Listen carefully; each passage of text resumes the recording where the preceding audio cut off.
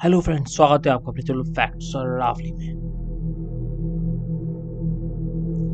आज हम आपके समक्ष लाए हैं एक सच्ची घटना पर आधारित कहानी जो हमारे एक प्यारे सब्सक्राइबर ने हमें भेजी है। ये कहानी है जयपुर के गोपालवाड़ी की एक बिल्डिंग की, और जिस पर ये बीती है हम उसका नाम ना यूज कर कोई और नाम यूज करेंगे, जैसा कि हमारे सब्सक्राइबर चाहते हैं।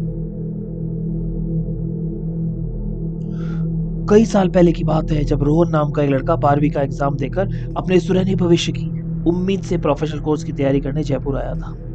जो कोर्स लगभग 1.5 महीने का था। अप्रैल का महीना था और भीषण गर्मी थी।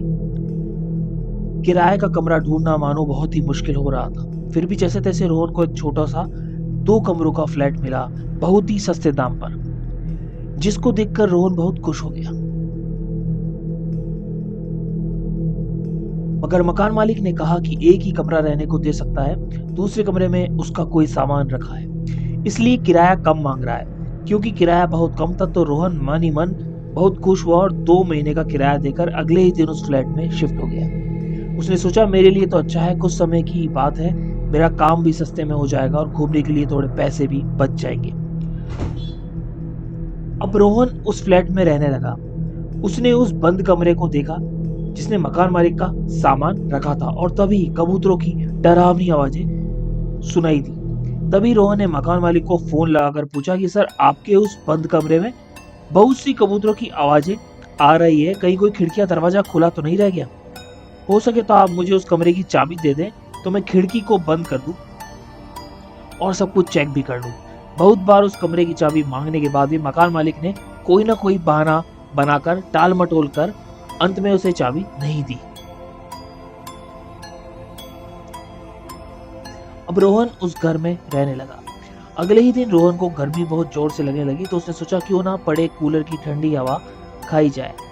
कूलर में पानी भर के जैसे ही कूलर को चालू करा, उसमें से ना जाने अचानक से कहां से एक चूहा आया और मर गया, और उसका खून कूलर के फैन से उछलकर पूरे हॉल में फैल गया। ये दृश्य देखकर रोहन डर गया और पसीना पसीना हो गया। ये एक बुरा संकेत था कि ये पहले ही दिन ऐसा हादसा हो गया उस घर में। मगर फिर भी सभी बातों को एक अंधविश्वास समझकर वो हिम्मत से उस मरे हुए चूहे को उठाकर फ्लैट से बाहर फेंकाया और कूलर की सफाई कर उसे फिर से इस्तेमाल करने लगा। फिर कुछ दिन बीते और उस घर में एक जलने की बहू आने लगी। उसने उस पर ध्यान नहीं दिया और अपनी पढ़ाई करता रहा। पर ये बदबू रोज आती थी और एक फिक्स समय पे आती थी। ऐसे ही कई दिन निकले। फिर अगले ही दिन उसने नहाने के बाद अपने बाथरूम की सफाई की। तभी उसने पाया कि वहां किसी औरत के कटे हुए बाल पड़े थे, और ये बाल रोज बाथरूम में रोज सुबह मिलते थे, निश्चित समय पे। मगर उस फ्लैट में तो रोहन अकेला रहता था, तो फिर वो बाल वहां आए कैसे? ना ही उस बाथरूम में कोई खिड़की थी और ना ही वहां से कोई उड़कर आ सकते थे। इसी के साथ उसको घर में मिट्टी भी दिखने लगी। हॉल और रूम में चाहे वो कितनी भी सफाई कर ले, वो मिट्टी कहीं से आ जाती थी। उसने सोचा कि हो सकता है गर्मी में उड़कर आ जाती हो। ऐसे ही काफी दिन बीत गए। एक दिन रात को गर्मी बहुत जोर से लगी, तो रोहन ने बालकनी का दरवाजा खोल दिया तब कि ठंडी हवा आ सके। अचानक से उसकी आंखें खुली और उसने देखा कि बालकनी में किसी की साया या परछाई सी दिखती है। लेकिन रोहन को लगा शायद ये पेड़ की परछाई होगी। धीरे धीरे उसकी तबीयत बिगड़ने लगी और वो काफी कमजोर हो गया। इसी के साथ उसका कोर्स भी पूरा हो गया और वो अपने होम टाउन चला गया।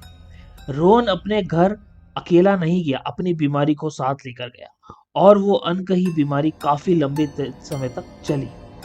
मानो या ना मानो, वो साया उस लड़के का कुछ बिगाड़ तो नहीं सका, लेकिन उसको बीमार कर गया।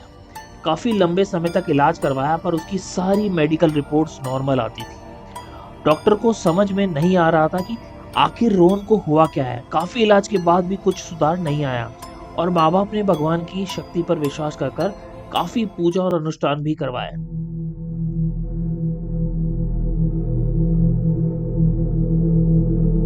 रोहन ने वो फ्लैट 2 महीने के लिए लिया था, और बीमारी में वो जल्दी अपने घर चला गया।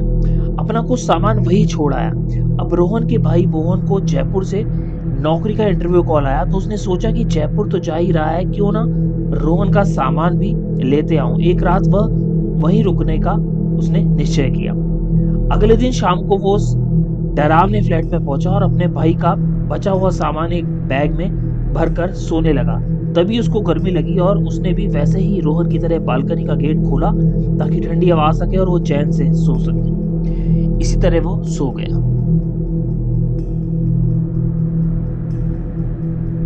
गर्मी से रात के 2 बजे मोहन की नींद उड़ी। उसको भी बालकनी में कोई साया या दिखाई दिया और कोई परछाई सी दिखी रही। उस पर उसने ध्यान नहीं दिया और वो पानी पी के फिर से सो गया। अचानक से मोहन को उसकी गर्दन पर किसी के काटने जैसा महसूस हुआ और वो जोर से दर्द में चिल्ला उठा और अपने हाथ पैर मारने लगा, मानो वो जैसे ही किसी ने उसको पकड़ रखा हो और दांत गड़ा रहा हो उसकी गर्दन में। तभी उसने देखा कि कोई साया अंधेरे में उसके पास से होकर तेजी से बालकनी की तरफ निकला और हवा में उड़ गया। फिर उसने फ्लैट की सारी लाइट ऑन करी और हनुमान चालीसा बोलने लगा। देखते ही देखते रात गुजर गई। अगले दिन मोहन को गर्दन पर कुछ दर्द महसूस हुआ तो उसने आईने में खुद की गर्दन पर देखा कि किसी राक्षस के नुकीले दांतों के काटने जैसा निशान बने हुआ था, जैसे कोई डेविल्स बाइट हो। ये देख वो अपना सामान लेकर जल्दी अपने घर के लिए निकल पड़ा। ये सारी बातें उसने अपने घर वालों को बताई और ये सुनिश्चित किया कि दोबारा उस फ्लैट में कोई नहीं जाएगा। वो फ्लैट आज भी बंद पड़ा है। उसका मकान मालिक भी कभी उस फ्लैट में नहीं रहा। आज तक कोई नहीं जान पाया कि उस शापित रहस्यमयी फ्लैट के अंदर का छिपा हुआ गहरा राज क्या था। क्या वाकई में कोई शैतानी छाया था या कोई भ्रम। रोहन को 4 साल लगे उस बीमारी से ठीक होने में और मोहन का वो निशान समय के साथ धीरे धीरे गायब हो गया। ये एक ना भूलने वाली डरावना अनुभव था जो रोहन और उसके पूरे परिवार के आज भी रोंगटे खड़े कर देता है। आप कमेंट करके बताइए कि वो एक शापित साया था या कोई पिशाच या फिर कुछ और। ऐसी कोई कहानी जानने के लिए जुड़े रहिए मेरे चैनल से फैक्ट्स अरावली पर। धन्यवाद।